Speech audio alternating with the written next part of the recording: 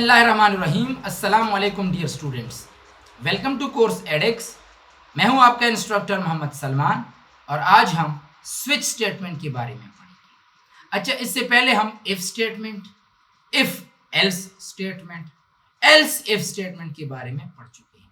Switch statement actually else if का substitute है। Substitute का मतलब अल्टरनेट है। आप जो काम एल्स इफ के जरिए कर सकते हैं वही काम आप स्विच स्टेटमेंट के जरिए भी कर सकते हैं। यहां पर मल्टीपल कंडीशन चेकिंग के बजाय मल्टीपल केसेस होंगे। हम एक कंडीशन या एक्सप्रेशन स्विच के बॉडी में देते हैं, उसी कंडीशन या उसी एक्सप्रेशन के साथ बाकी केसेस चेक होंगे। अगर वो केस उसके साथ मैच हो गया तो स्टेटमेंट एग्जीक्यूट हो जाएंगे। अगर वो मैच नहीं हुआ तो केस 2 की तरफ चला जाएगा और केस 2 फिर कंडीशन के साथ मैच हो। यहां पर आप जर्नल सिंटैक्स देख सकते हैं। यहां पे आप देखें, स्विच के अंदर हम एक एक्सप्रेशन या कंडीशन देते हैं, उसी कंडीशन के साथ केस वैल्यू 1 मैच होगी।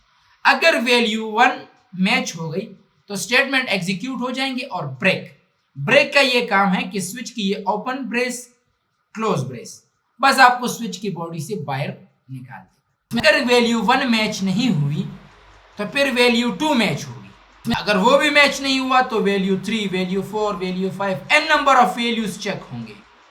अगर एक भी मैच नहीं हुआ तो ये डिफॉल्ट पे आएगा और ये स्टेटमेंट एग्जीक्यूट करेगा। कैसे, इनको जरा प्रैक्टिकल करके देखते हैं तो आपको स्विच स्टेटमेंट की समझ आ जाएगी। लेट्स सपोज हम ऐसे करते हैं कि रन टाइम पे यूजर से एक कैरेक्टर लेते हैं या हम कोई भी ऑपरेटर लेते हैं।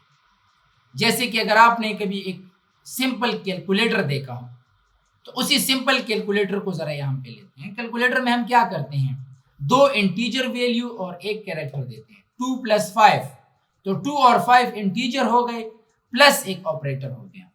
तो यहां पे हम लिखते हैं इंट a, b और एक कैरेक्टर देते हैं op। यहां पर हम एक मैसेज डिस्प्ले करते हैं, एंटर फर्स्ट इंटीजर, फिर ऑपरेटर, फिर सेकंड इंटीजर। अच्छा, अब यहां पे हम लिखते हैं कि पहला वैल्यू a में आएगा, फिर जो आप दोगे वो op में आएगा और फिर b में आएगा। अब यहां पे हम लिखते हैं स्विच में हम op देते हैं। यहां पर स्विच की बॉडी शुरू। अब अगर यहां पे हम लिखते हैं केस, कौन सा केस है, अगर प्लस उसने दिया है तो क्या करो, the addition is a + b और ब्रेक लगाओ, बस प्रोग्राम खत्म। अब अगर उसने एडिशन नहीं करना, उसने सब्ट्रैक्शन करना है तो वो माइनस ऑपरेटर देगा।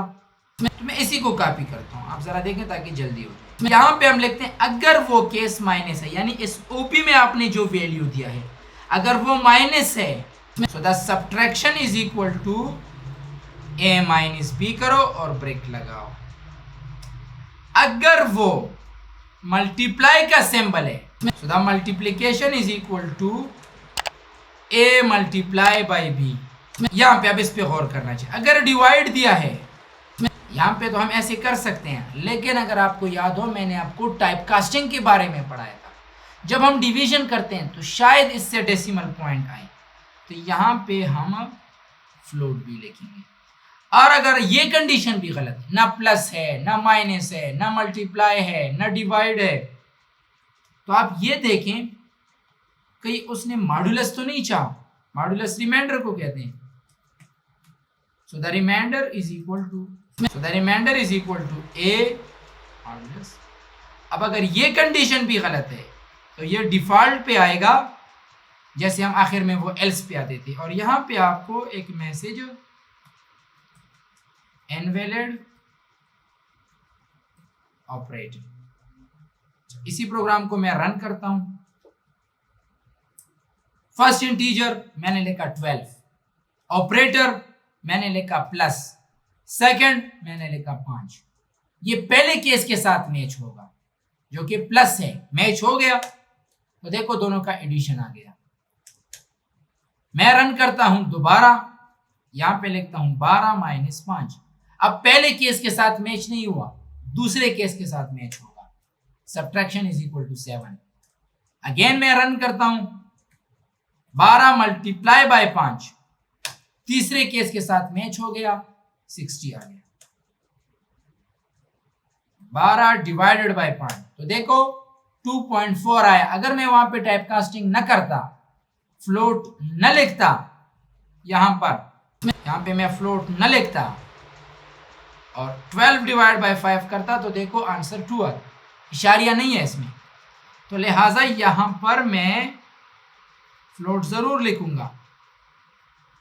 और अगर मैं करूं 12 मॉडुलस 5, तो 5 2s are 10, रिमाइंडर क्या बच गया? 2 रिमाइंडर जो नीचे बचता है।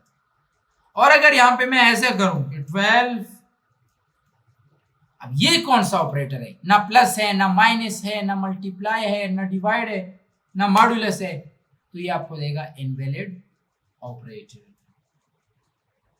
तो ये स्विच स्टेटमेंट था।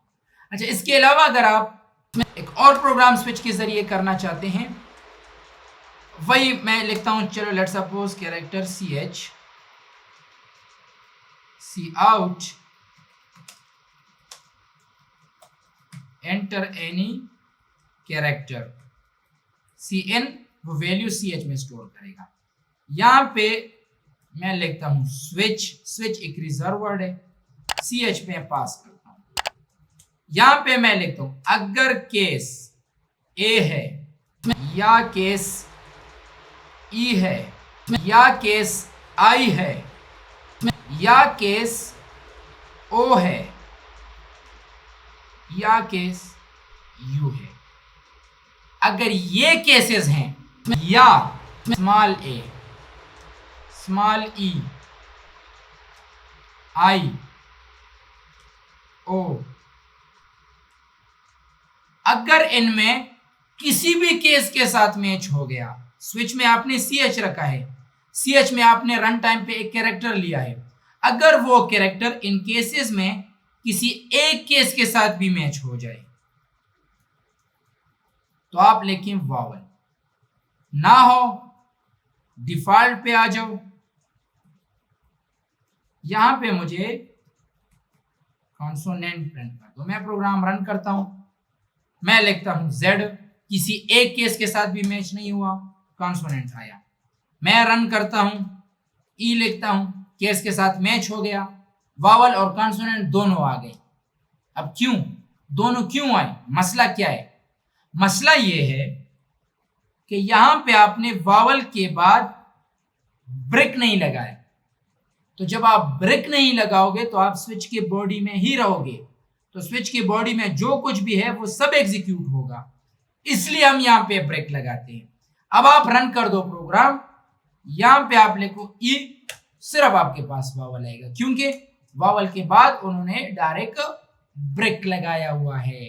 तो ये वावल और कॉन्सोनेंट को यूजिंग स्विच स्टेटमेंट जरिए, स्विच स्टेटमेंट के जरिए हम मालूम करते हैं कि ये वावल है या कॉन्सोनेंट। एक और एग्जांपल भी स्विच के जरिए हम करते हैं। मैं लिखता हूं int num cout enter any number,